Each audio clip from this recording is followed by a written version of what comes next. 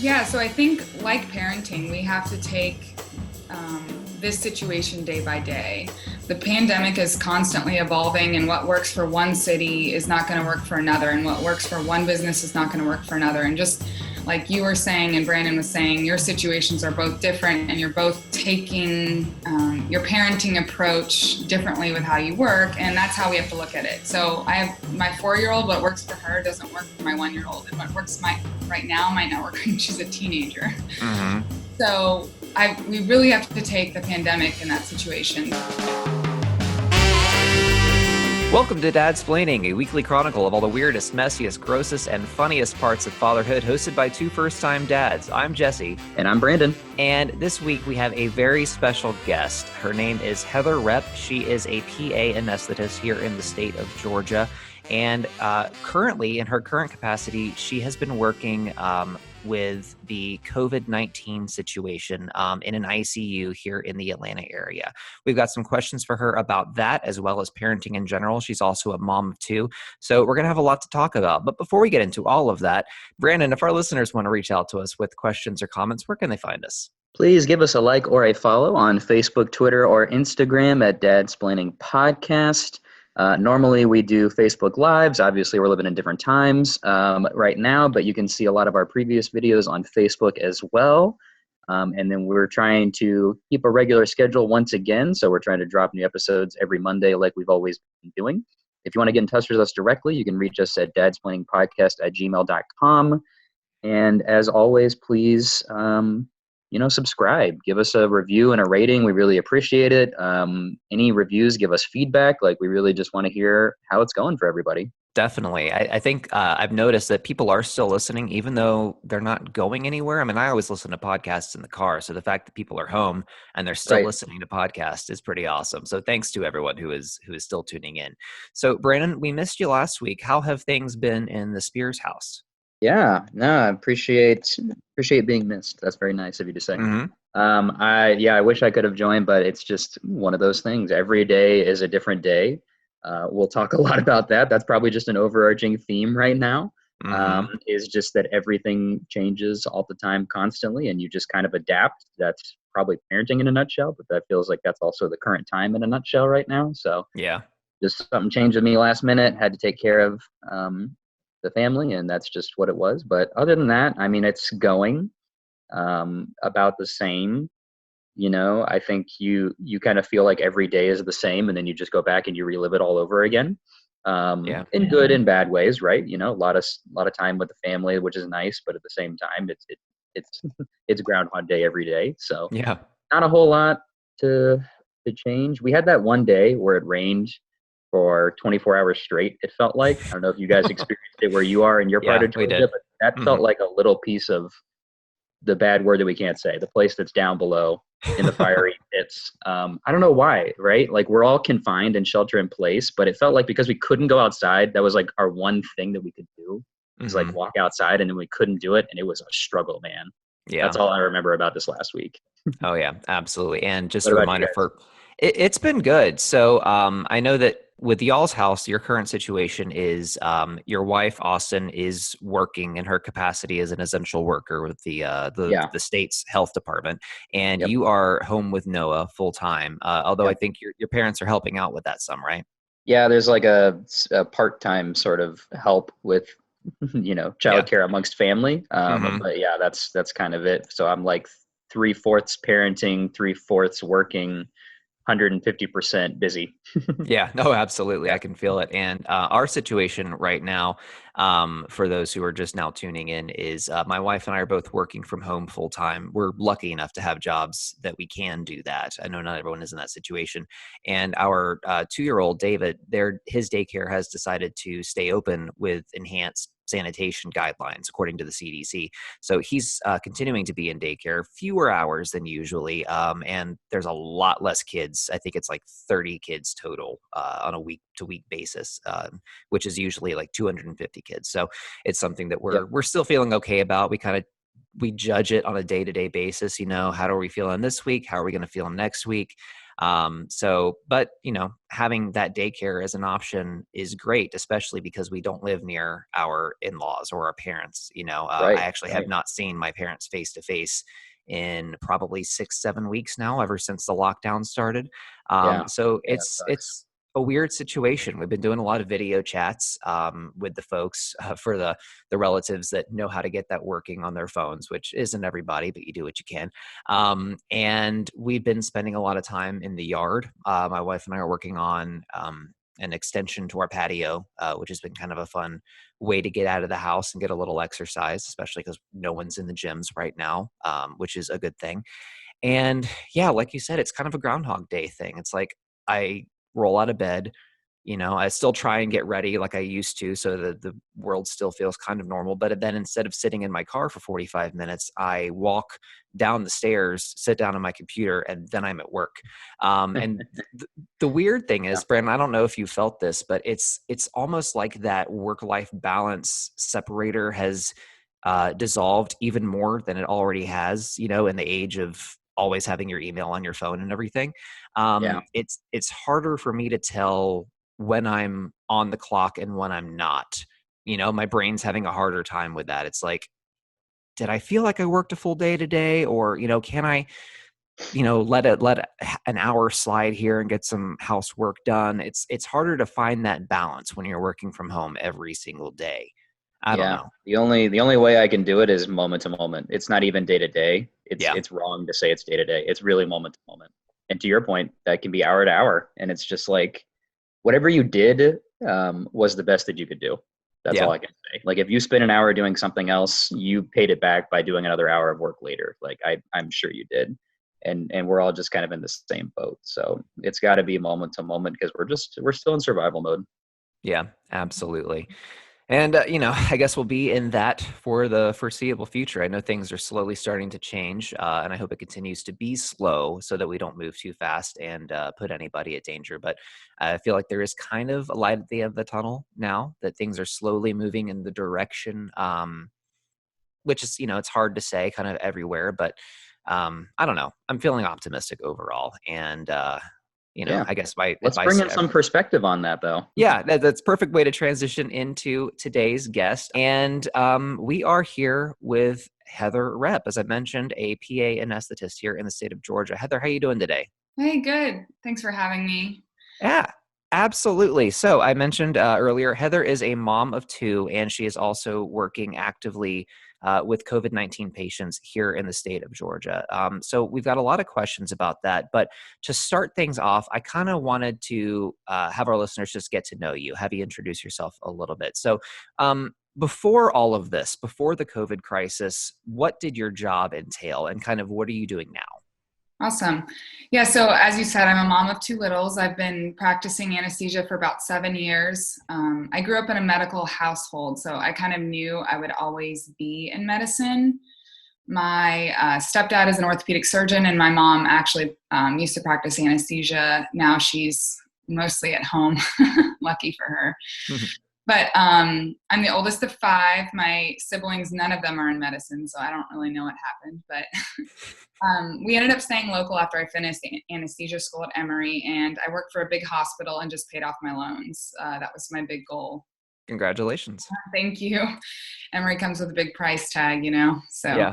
But after that, we decided to start a family, and I've got now a 4-year-old and 1-year-old, and we feel really blessed. My husband works locally here, so he's mostly home. And before COVID happened, I found myself in a pretty sweet gig. I was doing mostly outpatient surgery. My days started as early as 6 a.m., would end around 4 p.m., but I left work at work. I mean, I would go there and, do anything from colonoscopies to ENT to plastic surgery. But when a patient would meet me, we would go in the operating room, put them to sleep, wake them up, and wheel the next one on in. So low stress. I mean, there were times of, uncertainty or terror, as any job like that is. But overall, like, my day-to-day stress was pretty low, and I could definitely leave work at the outpatient center at the hospital. Yeah, absolutely. And now, I mean, for everyone around the country, life has changed. But for you in your position, way more than the average person. So tell us, how did you go from that to come to where you are now working with patients? Yeah, so it's crazy. The hospital I worked for did a really good job stopping the ball early. So they saw what was happening in New York and in Italy, and they decided to stop all of elective procedures and even somewhat urgent procedures. So anything that would need a ventilator long term or a patient that would need to go to the ICU, they also put the stop on those. So they looked at everything and said, okay, well, where can your skills be most likely used? So some people that were nurses in the pre-op setting or the post-op, they said, wow, well, you guys are great at dealing with patients. Let's put you on the phones of a COVID hotline. They looked at, hospitalists and said, you're going to be great in this setting. Let's put you on a COVID floor. So for anesthesia, we're really good at airways. Some hospitals are using anesthetists to just purely intubate patients. They'll have a phone. They'll say, look, we've got somebody that's about to kind of spiral the drain, as we say, and we need to put an airway in emergently. Can you come in? So some hospitals doing that. Ours redeployed us to just a purely COVID ICU unit. So these patients, we've already tried all conservative measures, whether that's medication, oxygen just through their nose. We've tried the whole shebang, but unfortunately they're not doing well. And so this is the life-saving measures we're doing. And so by being there, the intensivist usually can do this, or even the nurse practitioner can. Respiratory therapists also can do this, but this is our bread and butter. We're very good at this and skilled. So we want as little as people in the room as possible. So they'll put us in there with a nurse and the respiratory therapist and potentially a physician as well. And we will put the tube in as quickly as we can because these patients, like I said, are not doing well. So we want it as possible. So that's kind of how I ended up there. It hasn't quite, as you've seen, the numbers in Georgia haven't taken off like they have in New York and other cities. Luckily, we think social distancing is really working really well for us. So we're kind of there as an extra set of hands. Some nights are slow, some are really busy. Sometimes we're like spread thin. But overall, it's been steady. Yeah. Okay. Wow. I mean, that was a really long-winded answer. No, it's okay. I mean, it's a complicated thing, and what you're doing is very complicated. So what I'm interested in, before we turn to the more parenting side of things, based on what you're seeing there, working with these patients every day, what is maybe the most important thing that you would like people to know, maybe especially parents who are interacting with their kids? Yeah, so I think, like parenting, we have to take this situation day by day. The pandemic is constantly evolving, and what works for one city is not going to work for another, and what works for one business is not going to work for another. And just like you were saying and Brandon was saying, your situations are both different, and you're both taking your parenting approach differently with how you work, and that's how we have to look at it. So I have my 4-year-old. What works for her doesn't work for my 1-year-old, and what works right now might not work when she's a teenager. Mm-hmm. So we really have to take the pandemic in that situation. So my thought is that we look at each situation uniquely, and we apply what we know about the disease and what we know about the virus, and we make the best decision we can. And as you said earlier, that might be different at noon as it is at 8 p.m. But that's kind of my best advice for that. That's awesome. And I like something that you said before we started recording, which was that, I mean, along those same lines, every situation is different and it changes every day. So anything that, if someone is telling you this is the only one way, the only right way to do it, then that's probably not the person to listen to. I appreciated that. Yeah. I mean, any parent that comes to you and said, this is the only way you're going to get your kid to sleep through the night, you're probably thinking to myself, like, well, you're not the only person that's ever parented and got somebody going to sleep at night. So you're probably wrong, but there's somewhere in the middle. If we all have the same goals in mind, which is we want to raise good children who end up being nice members of society, who do the right thing when no one's watching, that's kind of how we need to go into this. If we all have the same goal, that's we want people to be healthy, we don't want to lose a lot of lives, we want the economy to thrive, that's our goal. There's still 1,000 ways to skin a cat. So, I love it. All weren't made the same way, right? Yeah, exactly. Now, have you talked to your 4-year-old about what's going on? I know that your 1-year-old's kind of too young for that yet, but the older one, has she had questions? Oh, absolutely.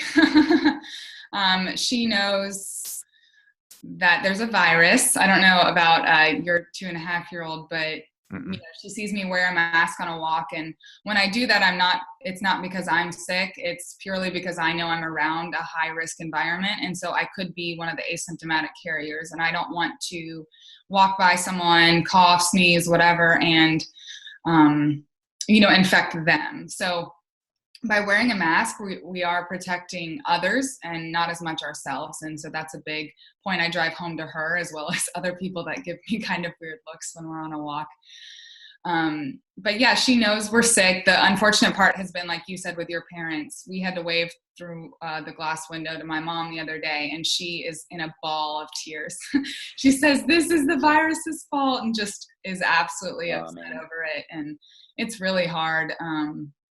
But I just tell her the hugs will be better. And I hope my mom offers to watch them for like a full week's vacation when all this is over. Amen. Yeah, I think like you and the grandparents, but I'm like, don't you want them back?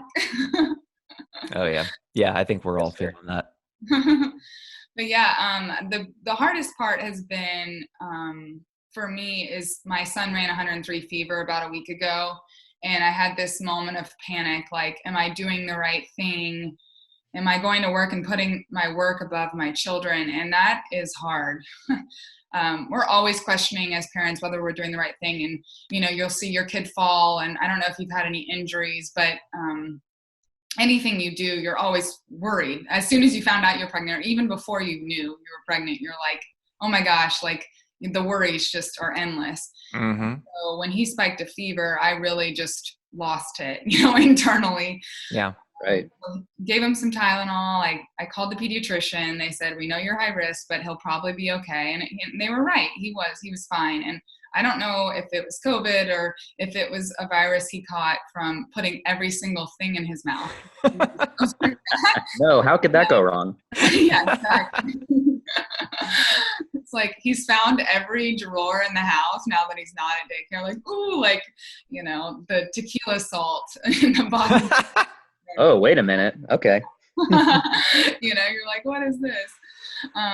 So yeah, I think something that mommy and daddy need on a nightly basis. Exactly. Margaritas on the regular. Yep. So nice.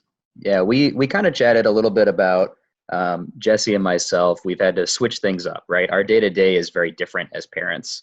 And then between the two of us, our day-to-day approach is different.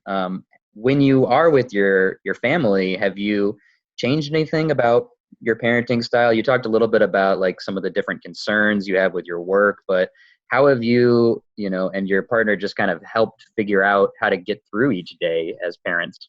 I love that you asked this in like how have you and your partner, because that is absolutely hands down. Like, I think one of the best things that will come out of COVID is co-parenting. Yeah, for sure. I think in both roles. I mean, I've had the luxury of my husband getting the kids ready in the morning because I go to work so early that he's always the one that is like, he's like Mr. Mom. And then some parents who like the husband goes to work and the mom stays home. Now the husband is seeing like what they're dealing with. So I have full respect for what like the morning chaos looks like now that I'm home for some of that. And it's just, I think that's been the best part is there are no rules. I'm taking the co-parenting and zero expectations to the 10th degree. Like if the kids get cranky, guess what? It's time for a 3-hour walk and 800 snacks, Love it. Yeah. In the stroller. And we'll have popcorn and peaches for dinner some nights. And all of us end up crying at bath time. I mean, I've had bath time at 3 p.m. some days just because I can't do it. And like the baby doesn't want to nap on his normal schedule. But I think we just all have to like adapt. And like you said, do the best we can. The house is a disaster, but then sometimes organizing it makes me feel better. So I'll say, guess what, kids, it's time to go outside. Like I've got to clean up because just mentally I need that. And some parents deal with stress differently. They love the structure. They love the organization. And this is like their time to thrive. They're like, man, I have more time than ever. I don't have an agenda. My kids are on a perfect schedule. And I applaud them, but that is not my cup of tea. So. Yep. Yeah. And maybe I don't want to make a too deep or a personal question, but have you found yourself like with less time with your kids? Maybe, I mean, maybe that's an assumption, but I'm just wondering if you found yourself like not being around as much. Have you seen like, that obviously is going to impact you, right? If you're just less time with your kids, or just, heightened concerns, even because your job is more serious now than it was. I know this is something that my wife and I have kind of, not me, because it's from her perspective. She's been around less. She's been working more. She's an essential worker. She's putting in a lot of hours. And so the time that she's home is precious, but there's not enough of it, for her liking. Have you kind of found yourself in a situation like that? How have you kind of made the most of the time you do have? Yeah, it's interesting because I've been working some nights, and then depending on the day, we're like somewhat being flexed off if there's not enough urgent or emergent procedures. And so Yeah.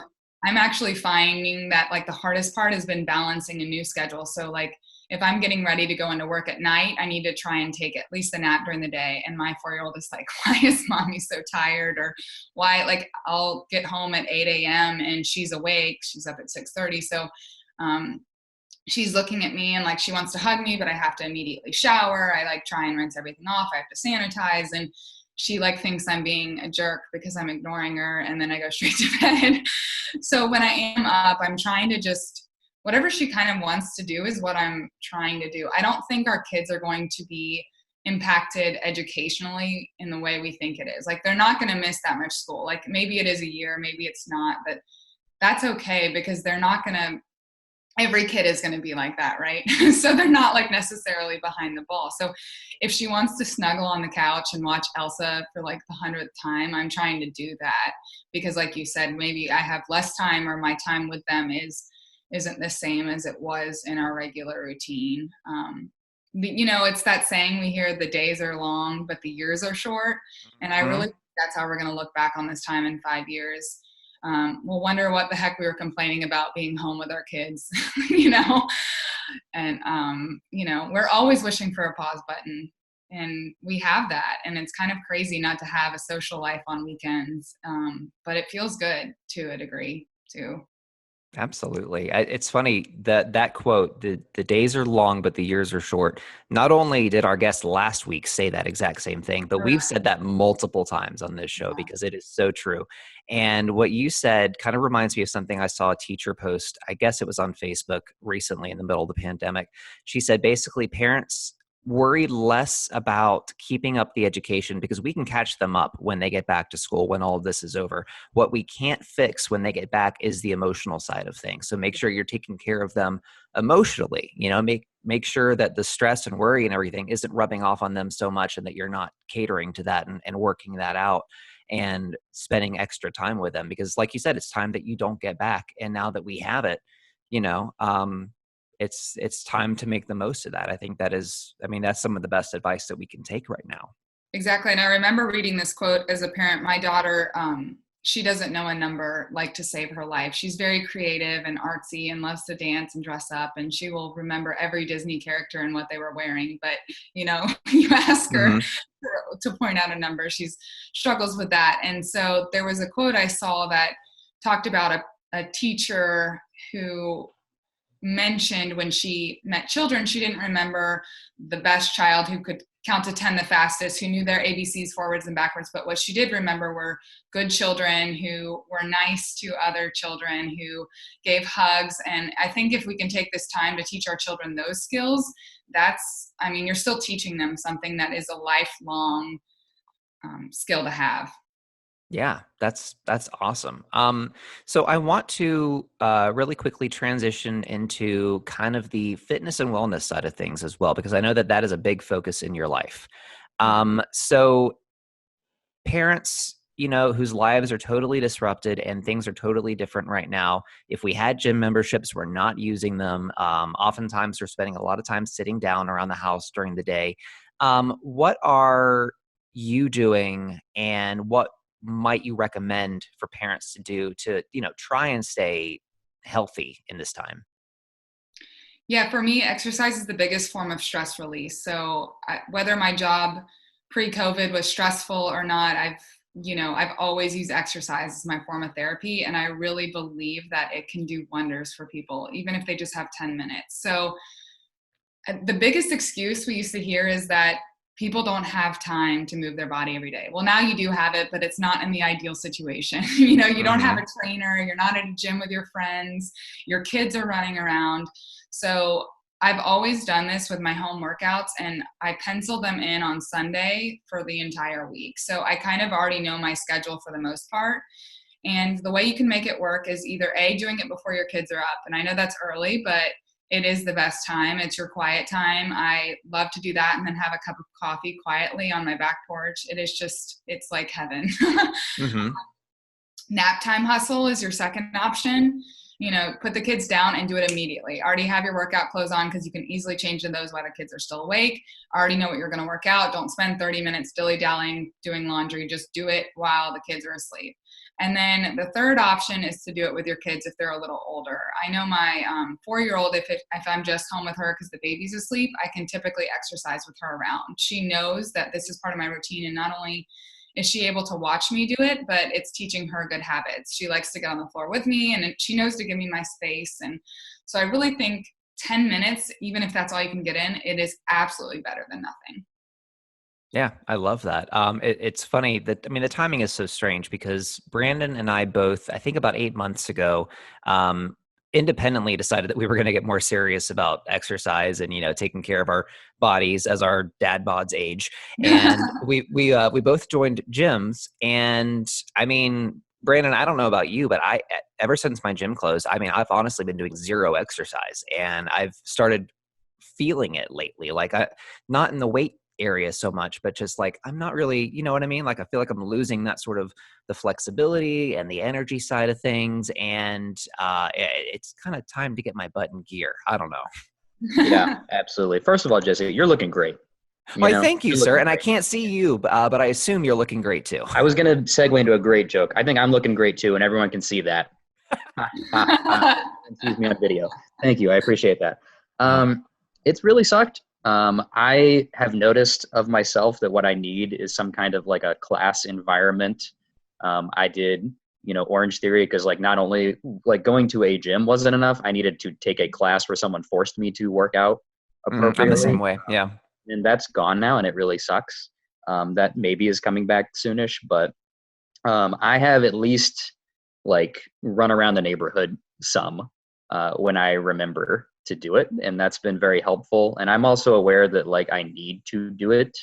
It's always been good to kind of de-stress a little bit, but not doing it actually stresses me out as well now, just because I have some things, some health concerns and things that like I need to be working out with some amount of regularity just to take care of myself. And I also eat terribly unhealthily, so that doesn't help either. So do what you can. I don't think what I'm doing is adequate enough, and that's not to put Jesse on blast at all.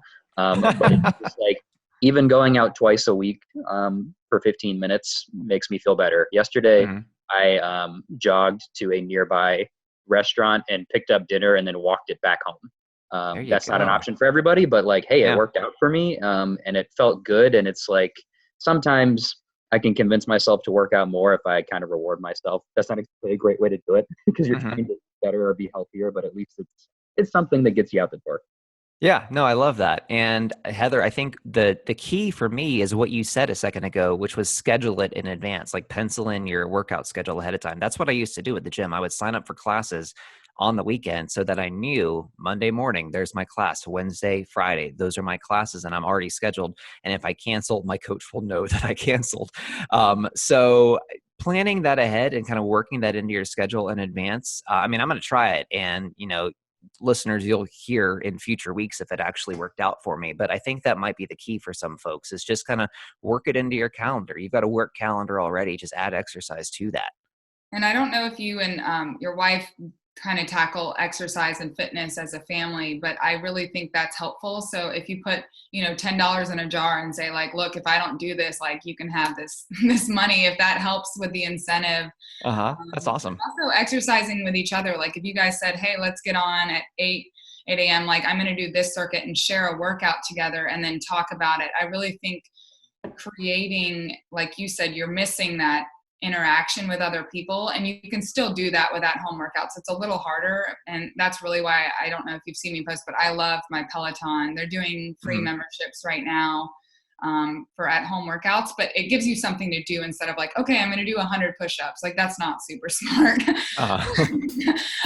And trainers are doing live workouts online. It's just easier if you find a friend or, your wife to do it with you, typically.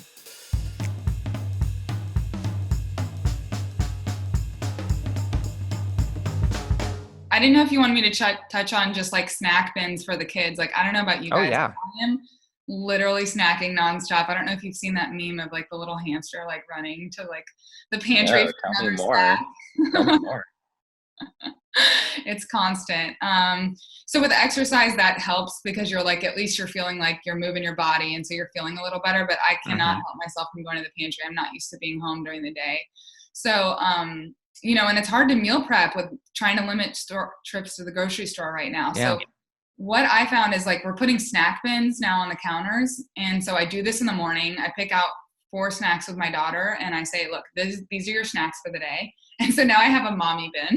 These are my snacks for the day. This is what I can eat. And I also think a form of like intermittent fasting. I don't know if you guys are aware of that, but it's where you just eat within a certain window of time. So, okay, I'm not going to start eating till 10 a.m. and I'm going to stop eating at 7 p.m. or whatever that might be for you, instead of all day, and really putting a time limit, whether you're eating unhealthy or not. It just helps with limiting the calories that you're intaking. That's awesome. Yeah, I've tried intermittent fasting before, and it works for me. It works when you do it, but as soon as you start kind of breaking the rules, it kind of breaks down. I feel you on the snack side of things. I'm not usually a very snacky person, and one benefit to being home is that I don't have all the free donuts and everything that you get in an office setting. But I've found that when my wife buys trail mix, when she goes out for the grocery visits and comes back with trail mix, I turn into an animal, and I cannot be stopped. I can't be controlled. And so I've had to tell her, do not buy trail mix for the love of God, because if you do, a week's supply is going to be gone in 60 seconds. So kind of, it's like deciding, what snacks you're going to have in the house kind of helps. And then I love kind of what you're saying, sort of planning ahead and picking out your snacks for the day and saying, okay, if I'm going to snack because I'm going to be hungry, here's what I'm going to portion out for myself. I think that's really cool. Yeah, thanks. Yeah. So before I get to my last question, where can our listeners find you online on social and everything? Awesome. Yeah. So if you'll give me a follow on Instagram, that's typically where I update most of my stuff. It's health and wellness, but Heath like Heather. So Heath in wellness. The awesome. Letter. I know that's kind of confusing. But. No, I get it. I think they'll get it. And we'll post a link in our show notes and on social media as well, so that y'all can follow along with Heather's adventures. So Heather, my last question for you, and it's a sort of a choose your own adventure. You can go either way with this. Either A, what is the best parenting advice that you've ever gotten? Or B, what is something that you wish someone had told you when you first became a mom? So the best parenting advice I've heard is kind of what we touched on earlier. It's do what works best for you and your children, and it's okay to question it. I really believe none of us have the answers, but the best we can do is lead by example and sit back for the ride. Perfect. I love it. That's awesome. Okay. I think that is a great place to wrap things up for today. Once again, folks, Heather Rep, you can find her on Instagram at Heath in Wellness, HEATH in Wellness. And I will post a link in the show notes. Heather, thank you so much for joining us today. We really appreciate everything that we've learned from you. Best of luck in your line of work for the foreseeable future. Hope it all goes well and that we can return to normal and you can go back to your day job sooner rather than later. Well, thank you, Jesse and Brandon. I appreciate you having me today. And I hope things go back to normal for you guys too, but I just appreciate that you guys are continuing to do what you do, and I'm thankful for that. So that'll do it for this week's episode of Dadsplaining. Brandon, between this week and next week, where can our listeners find us? Please give us a like or a follow on Facebook, Twitter, or Instagram at Dadsplaining Podcast.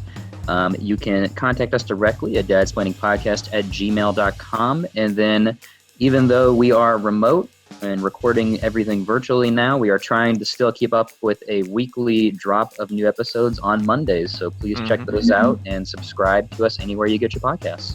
Exactly. And next week, if we stay true to our word and we are back on Mondays, Brandon, what do we have to talk about?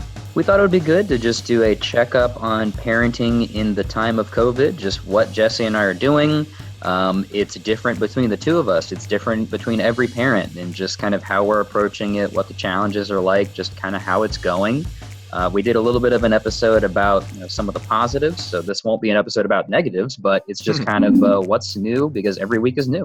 Yeah, the realities of it. I love it. Okay, so tune back in next week and you'll hear a little bit of that. And until next time, I'm Jesse. And I'm Brandon. And hey, Brandon, what did one hat say to the other? You look nice. No, he said, you stay here, I'll go on ahead. No, he didn't. He's lowing on ahead. You've got to be careful. I'll go.